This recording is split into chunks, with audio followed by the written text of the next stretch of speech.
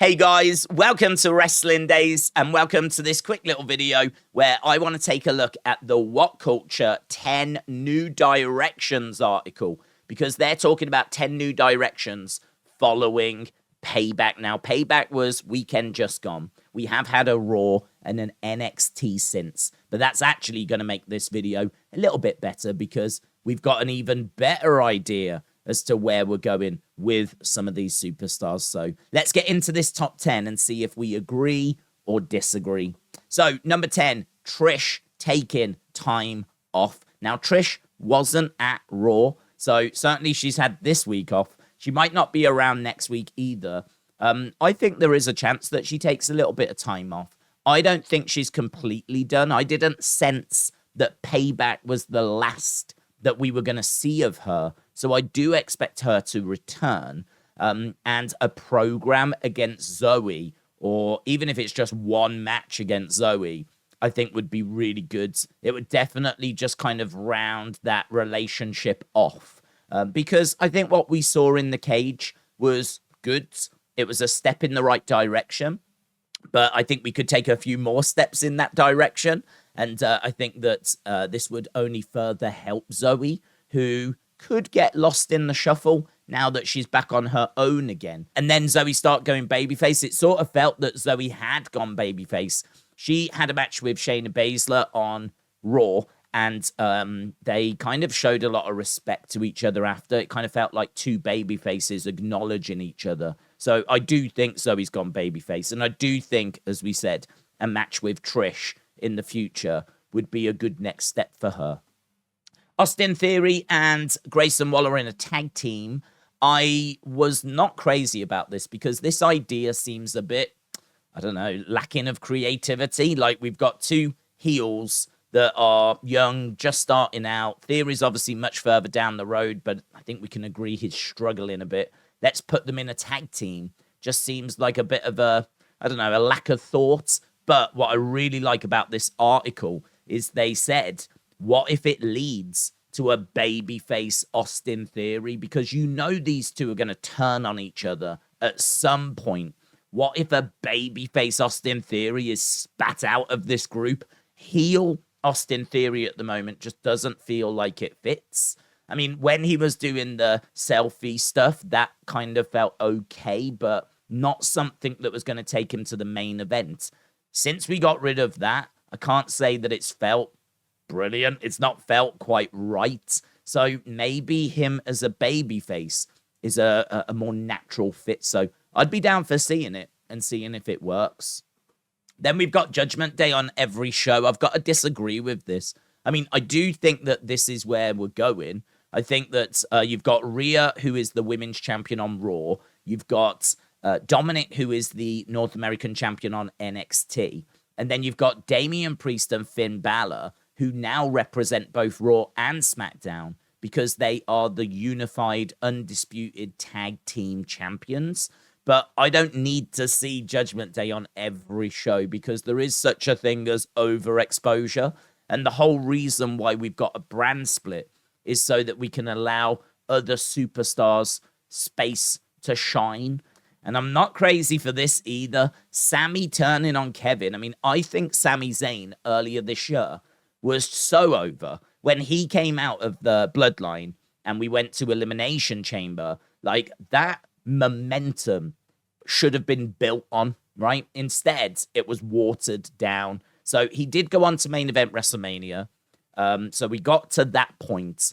But then as soon as WrestleMania was done, for me, it's all been downhill since then. Like, the reactions are still good, but they're not as strong as they were because Sami being in the tag division is just nowhere near as exciting as Sami trying to bring down Roman or Sami trying to be the world champion. I think I'd much rather see a heel get the title off Seth and then Sami try to get that world title. That's what I want to see. I don't want to see Sami turn heel and then all of those loud cheers that we've built up over all that time of Sami being in the bloodline and Sami's character be tested in the bloodline. All of that now just be thrown away. Like this to me would be the wrong direction to go. LA Knight winning gold, I have no problem with this, but I would really build it up. The fans love LA Knight, so don't give them what they want, right? The fans want to see this guy succeed, and I would make the argument the reason why he is so big right now, or certainly part of the reason, is that WWE mistreated him. Like, the fans wanted to see him, and WWE was not putting him on their big shows. He wasn't even getting onto the weekly shows. And so it meant that the fans were getting frustrated. They could see this guy was not being used the way they wanted. And so it made the LA Knight chants louder because they wanted their voice to be heard. So he got more and more over because he was being underutilized. Now they've started to use him more. And so now the fans want to see him win a title. Like, I would tease it, have him in a title match and just fall short, and then build it all the way to, say, WrestleMania 40, where he finally gets that Intercontinental title or United States title, whichever one it is he goes for. But he finally gets it at WrestleMania 40. Could you imagine all the LA Knight fans celebrating with LA Knight finally getting his hands on a championship? Well, if you want that feeling, you've got to build it. Like, you can't just chuck a title on him straight away. So I would really take my time with this and then give him a run with that mid-card belt, and then we can start talking about world titles. So this is a journey. We're obviously at the start of this journey, but so yeah, I'd put a title on him, but not yet.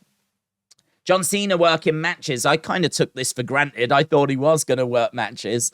I would definitely put him in some tag matches, maybe the odd single match. We're not talking every week, but ultimately I would do one match at the end of his time with WWE where he puts someone over, like a Grayson Waller or some heel that needs to, like, you know, benefit by being in the ring with John Cena.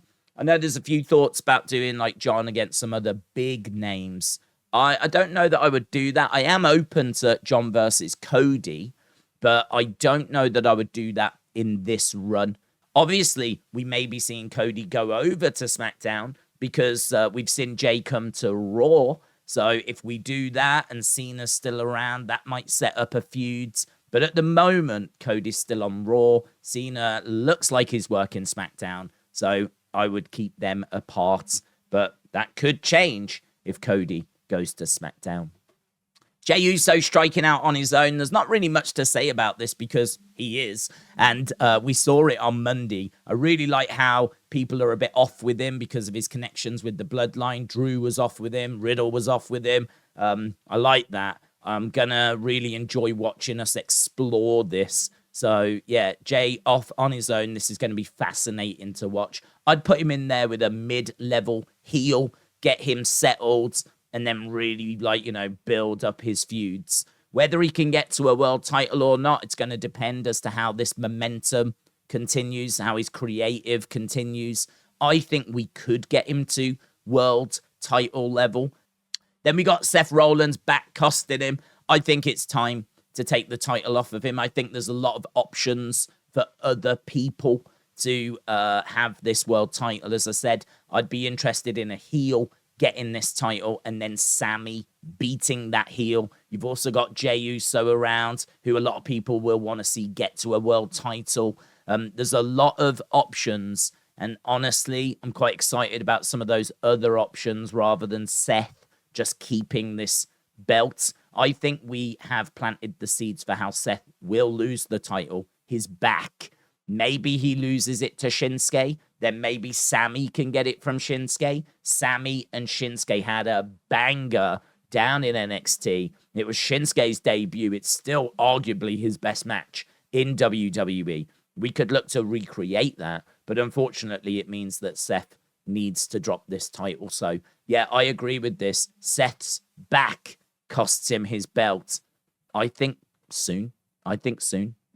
And then number one, CM Punk at Survivor Series in Chicago. It is interesting that Survivor Series is in Chicago. Certainly, you know, I know that's not a plan that they had because CM Punk was under contract with AEW. So they certainly didn't book this place thinking that they were going to be bringing CM Punk in. I'm of the opinion that CM Punk won't join WWE.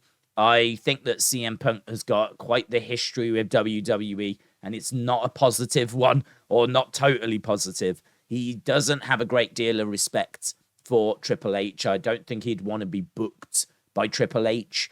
He got his release papers on the day of his wedding. I mean, there's a whole list of stuff. And I'm aware that there's reports that he was tempted to go back and all this kind of stuff.